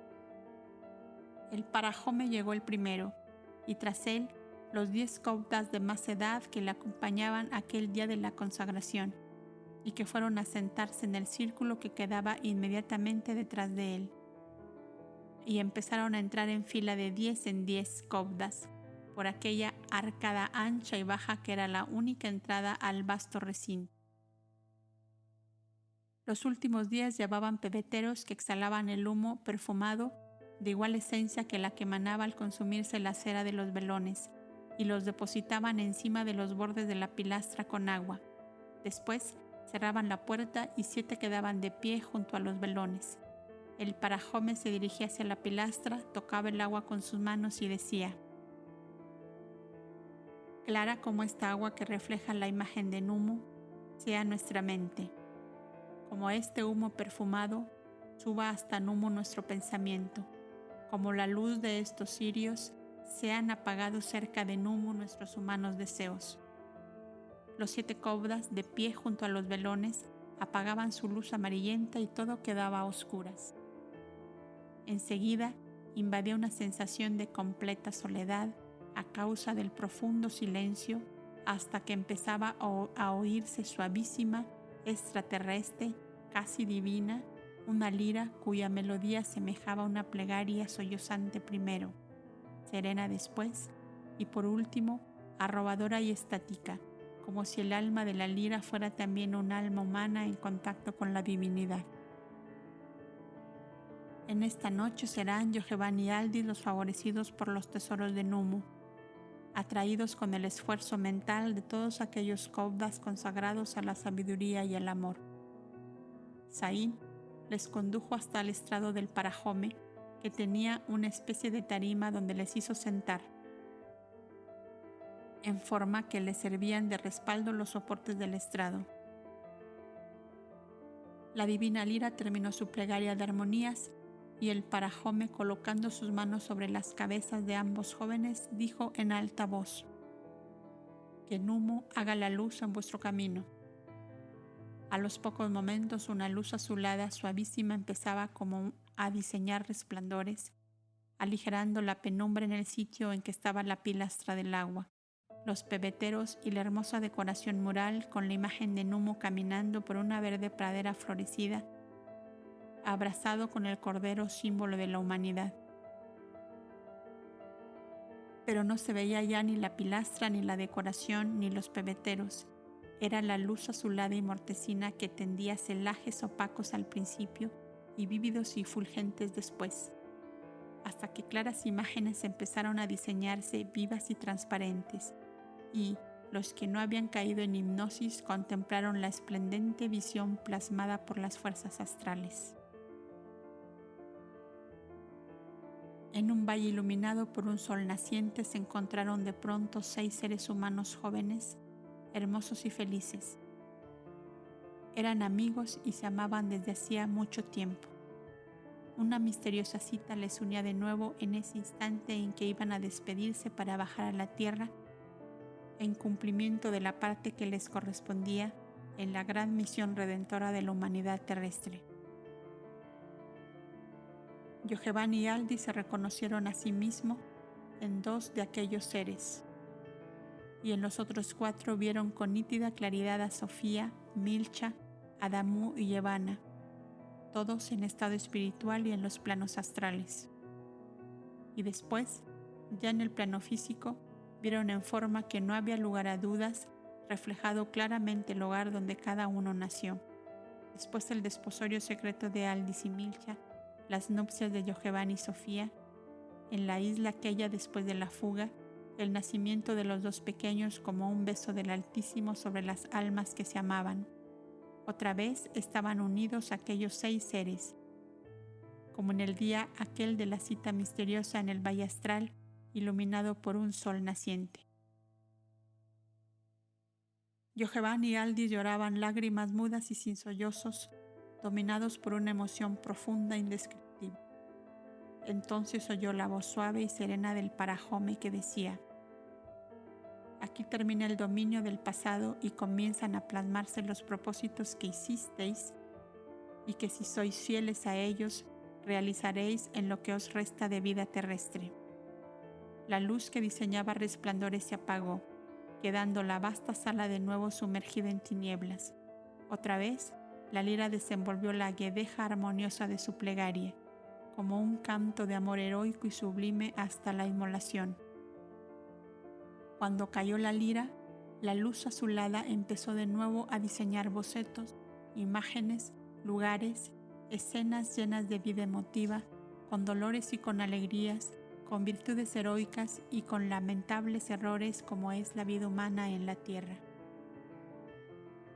Se vio a Milcha y a Sofía con los niños en la caverna, protegidos invisiblemente por Gaudes y su legión de espíritus afines, y en lo material por Madina y toda la familia reniana domesticada y criada por él. Vieron libertarse de su materia el espíritu de Sofía, luego el de Milcha, y que los niños ya adolescentes se unían para formar una nueva familia. Más tarde, el advenimiento de Caíno y de Abel, junto a ellos, la carrera de apóstol del uno y el camino de ambición y de egoísmo del otro. Vieron la inmensa luz que se hacía en torno del apóstol, luz que se derramaba como un río caudaloso por toda la humanidad, arrastrando inmensas muchedumbres a purificarse en esa corriente de aguas que emanaban claridad, paz, dicha y amor. Se vio luego la bóveda de Yoheván y él dormido en su lecho. Se vio la rotonda de Boindra y él dormido sobre un banco con su lira sobre las rodillas.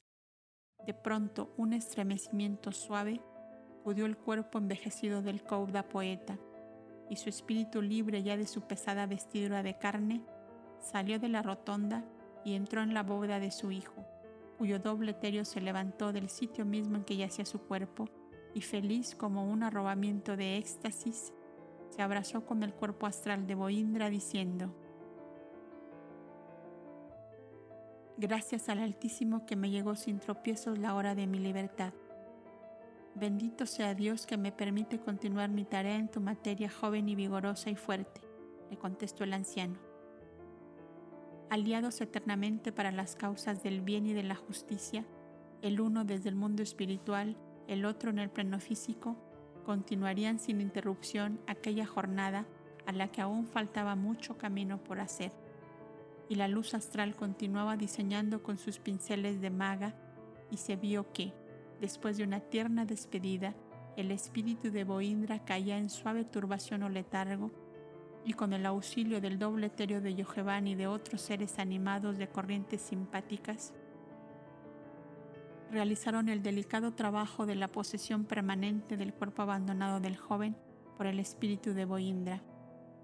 Cuando Yoheván vio que el cuerpo mental del que fue su padre estaba ya en pleno contacto con aquel cerebro que él había animado, cortó el lazo fluido que aún le unía con su materia y se alejó hacia el valle aquel de la cita misteriosa, iluminado con los resplandores de un sol naciente. Allí le esperaban Sofía y Milcha. Se miraron, se reconocieron y se les vio confundidos en un estrecho abrazo.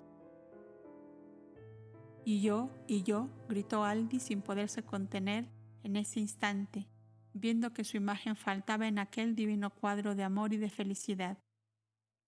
Este clamor súbito de Aldis, que el parajome no tuvo tiempo de evitar, cortó la visión y la sala quedó nuevamente a oscuras. Los 200 cómodas de los estrados delanteros y Aldis fueron sacados en camillas por los demás cómodas, pues habían sufrido una fuerte conmoción en su sistema nervioso debido al grito inesperado del inexperto joven, y era necesario un reposo absoluto para que volvieran a su estado normal. Fueron conducidos a la rotonda o jardín del reposo de Boindra, que era a la vez la enfermería de la casa de Numu, y recostados en los grandes bancos de piedra cubiertos de pieles, quedaron solo los enfermos con el parajome, Boindra y 6 cobdas más, cuyas facultades magnéticas y mentales les hacían aptos para estos casos. Unidos los 6 por las manos, pero con los rostros vueltos hacia afuera, quedaron quietos como estatuas de piedra, de pie, erguidos tan cerca como les fue posible de aquellos a quienes querían aliviar. Boindra tomó su lira y empezó a ejecutar una melodía suavísima, apenas perceptible.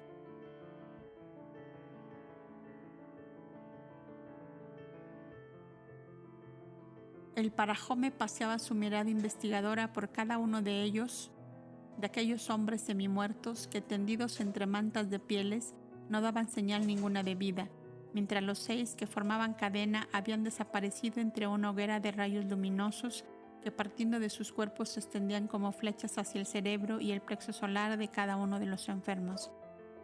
Como el menos afectado era Aldis, fue el primero en dar señales de vida. Después de unos instantes abrió los ojos y se incorporó. El parajome se le acercó. Iba a hablar para pedir disculpas por el inmenso mal que había causado, pero el parajome le puso un dedo en la boca para que callase y, acariciándole la cabeza, trataba de devolverle la confianza y la tranquilidad. Mientras tanto, los rayos luminosos iban invadiendo todo el recinto y las plantas empezaban a emitir también corrientes como ondas de luz sonrosada y tibia. El agua de la fuente se encrespaba en pequeñas burbujas y ondulaciones, como si absorbiera y tragara sedienta a aquellos rayos de luz y aquellas ondas que ya formaban como un gran incendio sin ruido y sin llamarada, porque semejaba como una inmensa nube luminosa y cálida que lo envolvía todo, absolutamente todo. La melodía de la lira se esfumó como un suspiro.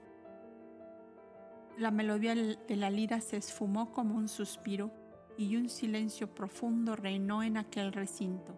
La nube luminosa se fue diluyendo, esfumándose hasta desaparecer por completo, y pudo verse al parajome y Boindra que hacían sentar a los 6 de la cadena al borde de la fuente, y que ellos, alzando agua en el hueco de sus propias manos, bebían de ella gran cantidad. Luego hacían beber de esa misma agua a los enfermos que ya se habían incorporado. Poco a poco todos fueron reanimándose y solo 2 de ellos no volvieron más a la vida física. «Los he asesinado yo», decía Aldis desesperado cuando se comprobó que estaban muertos. «No os desesperéis, hijo mío», le dijo el parajome, porque ellos 2 tenían ya su misión terrestre terminada. Habían llegado al máximo de desarrollo de sus facultades psíquicas y dentro de esta atmósfera terrestre no se podía ir ya más adelante, y Numu les había anunciado que debían desencarnar dentro de poco para preparar los caminos del Verbo eterno que llega.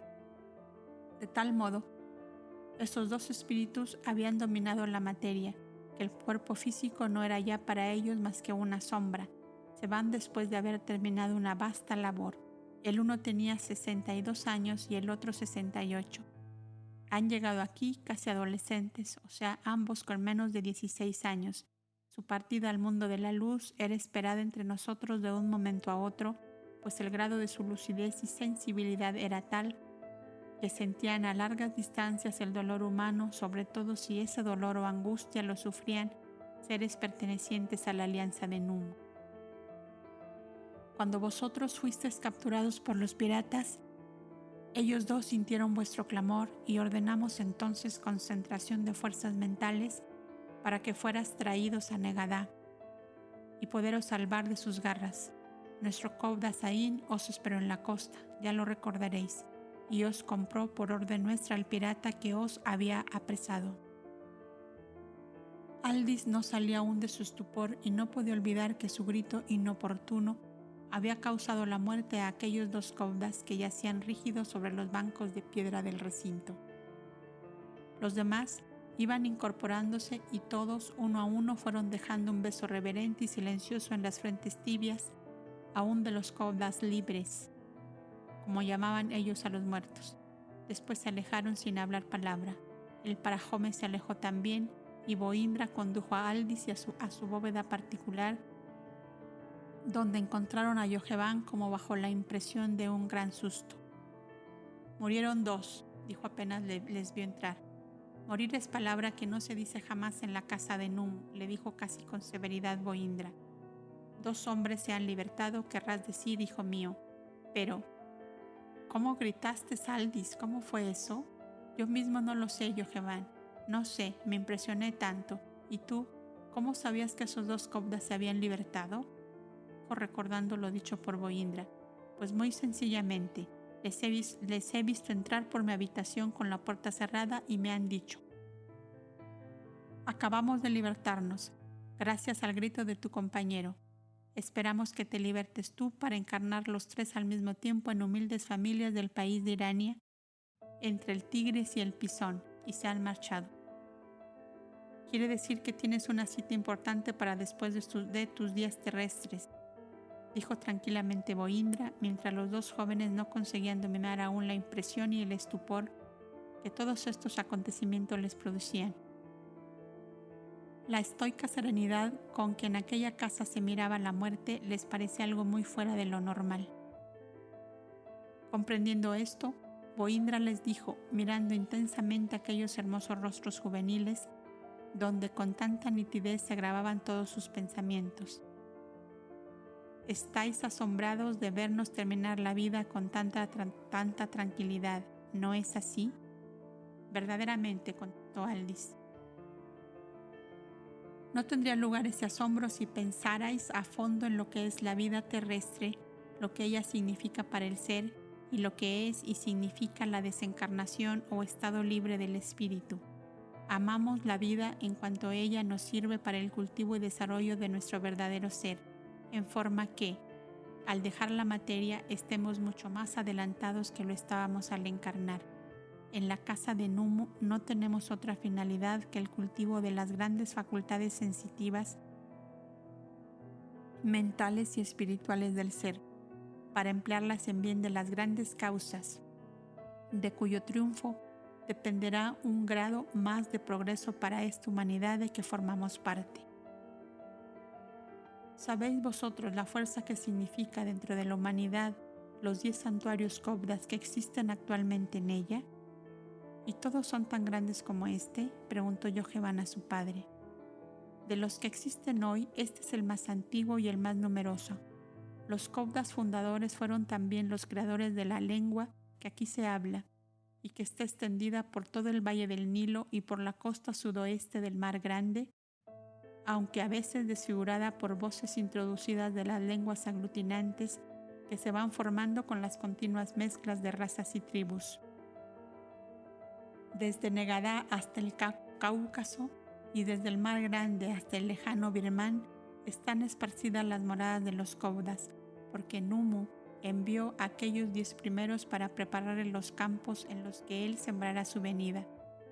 Pertenecieron a un núcleo emigrado de Atlántida, azotada por las aguas, y se refugiaron en las cavernas de las montañas del noreste africano, donde los gigantescos picos del Rembesora les dieron refugio por 3 siglos. Aquellos 10, inspirados de Numu, lucharon hasta levantar este edificio a donde podrían acudir gentes de todas las razas y de todas las condiciones sociales. Pero, ¿estos 10 primeros coptas vivieron así tantos siglos?, preguntó Yoheván, asombrado de tal longevidad. Desde luego que con la misma materia no, pero la ley eterna permite a los seres cuyas misiones no pueden ser terminadas en el corto periodo que resiste un cuerpo físico, tomar otra materia joven y vigorosa sin pasar por la turbación de la desencarnación y nuevo nacimiento, y esto se realizó en ellos, que han sobrevivido hasta que esta institución tuvo vida sólida y estable. ¿Y esos caudas no han vuelto a la Tierra después?, preguntó Yoheván. Tan solo a intervalos están en la atmósfera de este planeta porque son originarios de otras esferas de mayor progreso y a ellas retornan cuando terminan la obra encomendada. Casi todos habían venido de la hermosa Sirio y algunos de Venus y de Vega, y de tiempo en tiempo recibimos mensajes suyos que nos alientan y nos obligan a conservar y acrecentar su obra tan pura y elevada como ellos la fundaron. Con tanta grandeza como atesoráis en este recinto, llegará un día en que dominaréis el mundo, observó Aldis. Boindra movió la cabeza negativamente y contestó: no es nuestra misión, y el día en que nos mezcláramos con las muchedumbres ambiciosas de poder y de dominio, perderíamos toda fuerza suprafísica que nos rodea. Los poderes espirituales elevados están reñidos con la grandeza material que halaga los sentidos y alimenta las bajas pasiones del ser. El Cauda, para ser digno de su nombre, que significa corona, o sea, lo más alto a que puede llegar el ser humano en la tierra, debe empezar por dominar en absoluto sus pasiones y sus deseos de hombre. Lo que realice ha de ser porque la razón y la justicia así lo reclaman, en ningún caso por solo el placer de la satisfacción de un deseo. Aquí conceptuamos la vida espiritual como la verdadera vida del ser y es a la que dedicamos los mayores esfuerzos. La vida física en sus aspectos de social y colectiva nos interesa mientras sirve a las grandes causas de la evolución humana. Poned el caso de un Cauda de real estirpe. Sus padres eran reyes, pero él era un hijo tercero. Había 2 herederos antes que él, pero estos 2 herederos murieron en una epidemia que asoló el país. Este Cauda llevaba casi 14 años aquí. Su pueblo lo reclamaba con desesperación porque no acudiendo él a ocupar su trono, lo ocuparía un hermano de la viuda del heredero, y tal sujeto pertenecía a una dinastía mucho más atrasada en su religión y en sus leyes, pues mantenían en su culto los sacrificios humanos, lo más delictuoso que hay en la transgresión de la ley divina. El alto consejo de la casa de Numu no solo le aconsejó, sino que le ordenó acudir al llamado de su pueblo y tomar allí una esposa pura para dar herederos a la dinastía de sus mayores. Cuando su hijo mayor fue capaz, según la ley, para ocupar el trono, nuestro Cauda regresó a nosotros y aún vive, el más anciano de los 10 que formamos el alto consejo del Parajome. Es este Cauda rey de que os hablo. Su pueblo realizó un gran avance en su evolución espiritual y bajo el reinado suyo en el país de Zoar se fundó otra casa de Numu sobre la costa oriental del mar Eritreo Norte, que realiza los mismos fines que la nuestra. 10 Caudas de esta casa fundaron aquella y aún la gobiernan y dirigen en la actualidad. Según esto, pienso que sería también justo y razonable que nosotros 2 saliéramos para proteger a nuestras esposas y a nuestros hijos, observó Yoheván, que creyó encontrar una pajilla de qué tomarse. Razonando humanamente, sí, hijo mío, pero tu caso no es el caso del Cobra Rey, y voy a explicaros. Vosotros encarnasteis por 2 razones. Primera, habiendo estado cerca del Verbo de Dios en su anterior venida a la tierra, obrasteis erradamente a su mismo lado, y más equivocadamente obrasteis después en nuevas encarnaciones, cooperando inconscientemente a que se desvirtuara su ley y se adulterase su doctrina. Los amores humanos y la ambición de grandezas torcieron muchas veces vuestro rumbo. Necesitáis eliminar lo que habíais creado con vuestros errores. Y ahí tenéis la primera razón de esta existencia actual, vuestra purificación interior. Segunda razón de vuestra vida terrestre. Acercándose de nuevo la venida del Verbo, habéis querido ser los primeros en el sacrificio para reconstruir aquello que destruisteis con vuestra inconsciencia, y habéis pactado y aceptado servir de simiente para la nueva humanidad que debe levantarse pura como una desposada a recibir a su amado que llega. Vuestras 2 esposas fueron vuestras aliadas en el pacto para dar vida a los 2 seres que serán la raíz de esta nueva civilización. Esa misión está cumplida. Quiere decir que vuestro deber en cuanto a la humanidad está consumado.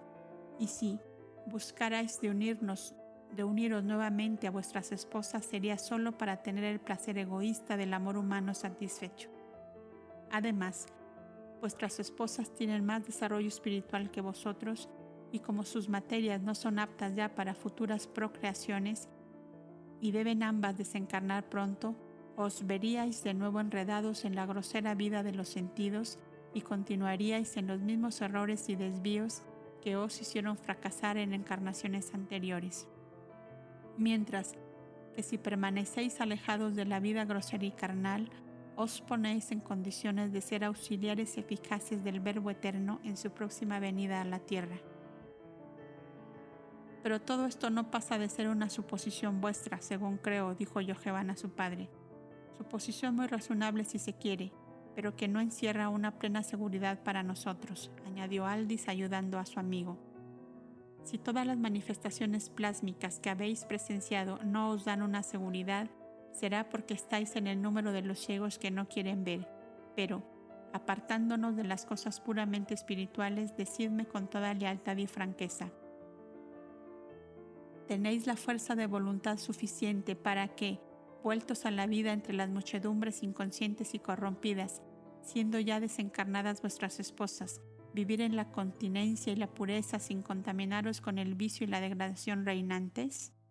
¿Sois capaces de ser un reflejo de la ley eterna entre la formidable marejada de la iniquidad que impera sobre la tierra? ¿Estáis seguros de no causar la desviación de esos 2 hijos que habéis traído a la vida para ser la raíz pura de una civilización nueva? Boindre esperó la respuesta en silencio. Ambos jóvenes inclinaron su frente ante la luz serena y dulce que emanaba de los ojos del Cobra poeta, y Yohanan, más sensitivo que su compañero, no pudo impedir que 2 gruesas lágrimas rodaran de sus ojos entornados. Se sentía vencido por el razonamiento de su padre, y Aldis se sintió vencido por él. Por mi parte, confieso que volvería a ser el mismo que era antes de conocer a Milcha, declaró Aldis como le fue posible hablar. Y yo, dijo Yohanan, perdiendo a Sofía que me elevó hasta la pureza de un amor excelso, tornaría a buscar el placer de los sentidos porque allí ahogaría el dolor de haberla perdido. ¿Queréis partir de este lugar? No, contestaron los 2 a una voz. Mas, permitidme una pregunta, dijo Yohanan. ¿Vosotros sabéis dónde ellas se encuentran? A punto fijo no. Únicamente sabemos que están poco más o menos en la región en que debe encarnar el Verbo de Dios, que es en las tierras que irrigan el Éufrates y el Hildequel. Y sabemos que están protegidas y vigiladas por las almas errantes unidas a la grande alianza de Numo para esta hora, y que no estarían más seguras con vuestra protección material que lo están bajo la tutela invisible de nuestros hermanos que pasaron al reino de la luz. Vosotros sabéis tanto como yo en este sentido, pues ellas mismas os han manifestado su actual situación, y las grandes fuerzas astrales de que disponemos os han revelado en forma inequívoca que todo esto es una realidad. Meditadlo vosotros, que aún tenéis mucho tiempo para elegir con entera libertad vuestro camino.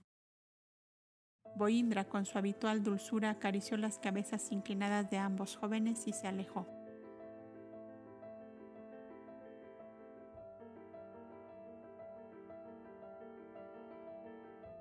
Los jornaleros de Gaudes. Mientras tanto, nosotros volveremos a la caverna del país de Tea a encontrar a Sofía, Milcha y los niños que, guiados por Madina, caminaban hacia la fuente para penetrar al huerto desconocido donde debían recoger el fruto de la labor infatigable de Gaudes. La reno, conocedora de aquel lugar, fue quien primero abrió el paso a través del bosquecillo de bambú, y las dos mujeres quedaron maravilladas de lo que veían. Era aquello un vallecito encajonado entre un laberinto de montañas que solo tenía salida por el sitio en que Gaudes había plantado el espeso bosquecillo de bambú para cerrarlo. Aquello era, pues, un paraíso encantado, el huerto cerrado, diríamos nosotros, usando de la frase simbólica del libro de los Cantares. Inmensos olivos y datileros, cuya edad era muy respetable a juzgar por su corpulencia, debió ser lo que el mago Atlante encontró en aquel valle de maravillosa fertilidad que él, con su trabajo personal, convirtió en lo que era en esos momentos el asombro y alegría de las dos abandonadas. Las vides trepaban alegremente por los flancos de las montañas, luciendo al sol sus dorados pámpanos. Los datileros, los almendros, las higueras y los castaños dejaban caer sobre el musgo sus frutos maduros. «La planta de los cántaros», gritó de pronto Sofía, viendo la enorme trepadora que subía por la montaña y que ya, medio seca la hojarasca, ofrecía al descubierto sus cabezas de gigante, como le llamaban en aquel tiempo y en aquel país.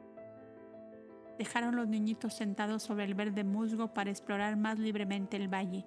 Madina se echó en el pasto junto a ellos, comprendiendo sin duda que ese era su deber. ¿Y todo esto lo sembraron para nosotros?, preguntaba Milcha maravillada. ¿Y si ahora que es tiempo de la cosecha viniera el sembrador a recogerlos?, preguntó a su vez Sofía. No puede ser, porque el anciano que nos visitó el día de los búfalos dijo que este huerto nos pertenecía, y ya veis que me recomendó hacer la recolección, y por lo que puede ser, corro a traer cestas que, teniendo guardado todo en la bodega, no hay temor de perderlo. Y Milcha echó a correr hacia la cabaña, y Sofía continuó su paseo por entre los surcos de hortalizas hasta llegar a los trigales dorados y el maizal rumoroso y musical. Cuando el viento agitaba sus largos tallos cuajados de espigas ya maduras por el sol de otoño. Milcha volvió enseguida de la joven, reno que había dado a luz últimamente, que paso a paso, para que su renito pudiera seguirla, venía también al huerto, atraída sin duda por la hermosa perspectiva de la cosecha. Las avellanas y las cerezas, los dátiles y los higos, fue lo que ambas mujeres recolectaron primeramente, ayudadas por Madina y su hija que, con golpes de cabeza, sacudían las ramas. Adamú y Evana con loca alegría se arrastraban por el musgo para comer las frutas que caían junto a ellos. Aquellas deliciosas caritas rosadas de niños sanos y fuertes fueron desapareciendo poco a poco bajo los residuos de la piel de los higos que les quedaba adherida. Adamú se abrazó al cuello del renito y a su lado comenzó a andar hacia donde estaba su madre. Evana, gritando al ver que la dejaban sola y hacía esfuerzos para caminar, lo cual visto por Madina, se acercó a la chiquita, tomó una caña de bambú con sus dientes y le presentó un extremo. La niña se tomó de él y la reno empezó a caminar para atrás, obligando a la criatura a dar pasitos en seguimiento suyo. «Mira a Madina, Milcha», gritó Sofía, maravillada de la inteligencia del animal que así enseñaba a andar a su Evana. mientras ambas celebraban a la incomparable Madina transformada en niñera. Adamu realizaba un buen recorrido abrazado al cuello del renito, que seguía a su madre ocupada en sacudir las ramas de los árboles.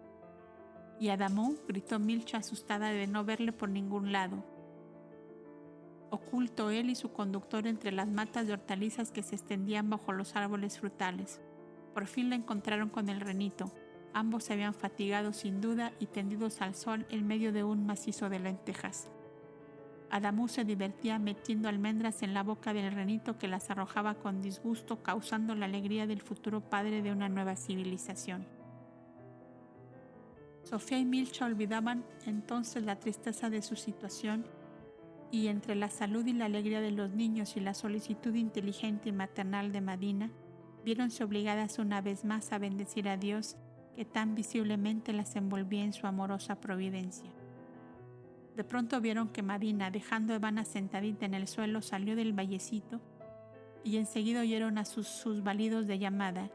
El terror las paralizó, porque juzgaron que un peligro les amenazaba, como el día aquel de la llegada de los búfalos, y ellas se encontraban a unos 200 pasos de la caverna. Milcha corrió a donde estaba la reno, a la cual acarició preguntándole: «¿Qué hay, Madina? ¿Qué hay?». El noble animal comprendió el susto de Milcha y le lamió las manos, como solía hacerlo para tranquilizarla. Continuó llamando hasta que se oyó el balido de trueno lejano del reno mayor. Entonces Madina tomó de las ropas a Milcha y la volvió hacia el vallecito. Pocos momentos después se sintió la carrera veloz de los renos que acudían al llamado. Madina salió hasta la fuente para indicarles dónde estaban, y toda la familia reniana entró en el huerto, y con la naturalidad que da la costumbre de hacerlo, cada uno tomó con los dientes del asa de las cestas y marcharon hacia la caverna, volviendo al poco rato con las cestas vacías.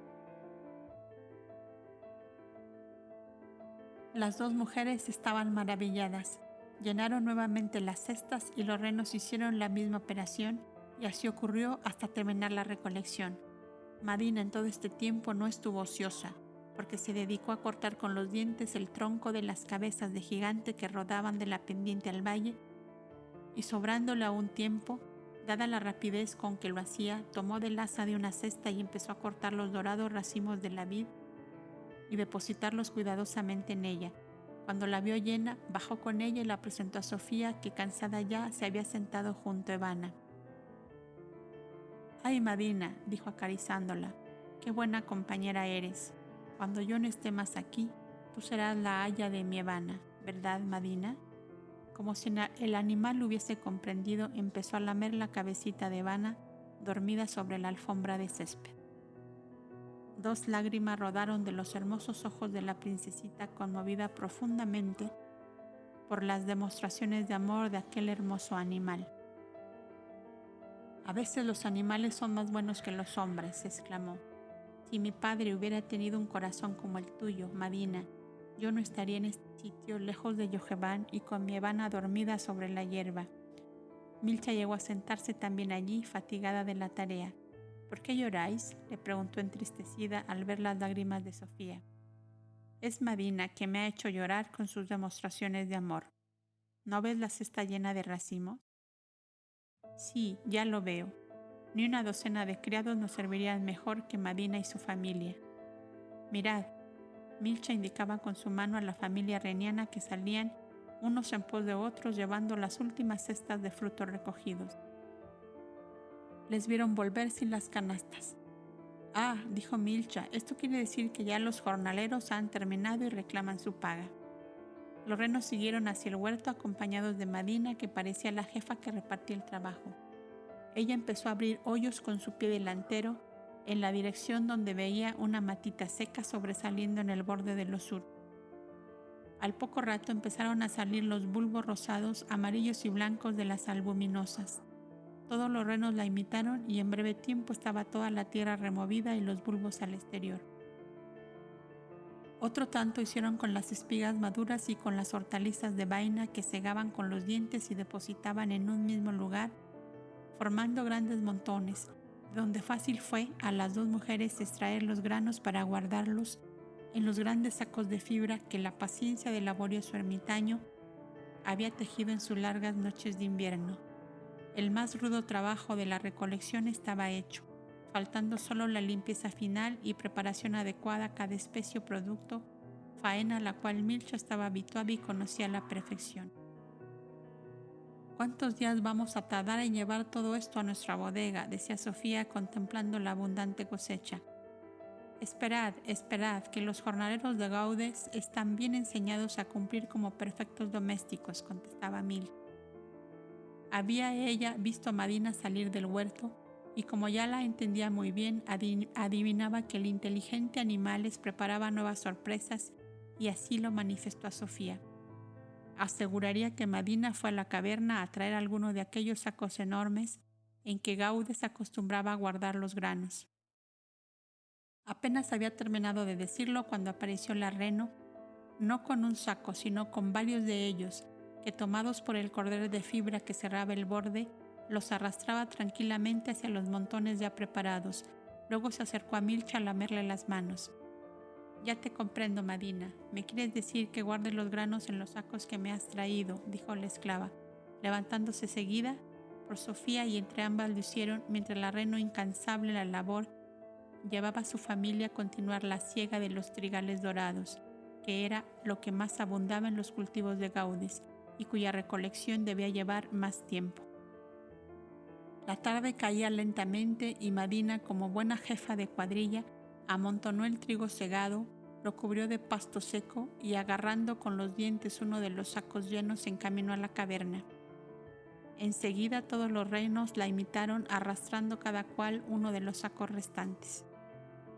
Sofía y Milcha se quedaban aún descansando, ya fuera del huerto, en las piedras que rodeaban la fuente, y lavando las manecitas y la cara de los niños que parecían dos pequeños enmascarados con las pieles de higos que habían comido. «Pobrecitos», decía Sofía, «no sé lo que parecen ataviados con los pedazos de túnica de Gaudes. Pues mucho mejor quedarán cuando los vistamos con las telas de pelo de camello que hemos encontrado. Es de suave y calientita, que no les tocará el frío». Así hablaban cuando llegó de nuevo Madina a buscarlas. «Estamos cansadas, Madina, y estos niños pesan tanto para llevarlos en brazos». «Oye, Milcha», dijo Sofía, «¿se enojaría Madina si los montáramos encima de su lomo?». «¿Qué va a enojarse? Habéis tenido una gran idea. Vamos a ver». Y así diciendo, Milcha montó a Ivana primero y casi sobre el cuello de la reno. Después montó a Adamú y le hizo que se abrazara de Ivana y ésta del cuello de Madina, que demostraba su agrado lamiendo las manos de Sofía. Las dos mujeres se pusieron una de cada lado por si los niños perdían el equilibrio, y Madina, con un paso de ceremonial solemne, caminaba serenamente hacia la caverna. Cuando llegaron, con gran delicadeza, Madina se arrodilló primero y se echó después, y los niños, entre alegre risa, se dejaron caer sobre las pieles que había en el piso de la caverna. Fue un verdadero día de fiesta para los 4 abandonados. La caverna estaba convertida en un mercado de frutas, hortalizas y cereales. Como la noche se acercaba, Madina encendió el fuego del hogar, cerró la puerta como de costumbre y fue a echarse en su cama de pajas juntamente con toda su familia. No es necesario decir que había un testigo gozoso y feliz contemplando su obra, mucho más dulce a la verdad que los hermosos frutos maduros que la tierra cultivada por él brindaba a los proscritos de la sociedad humana.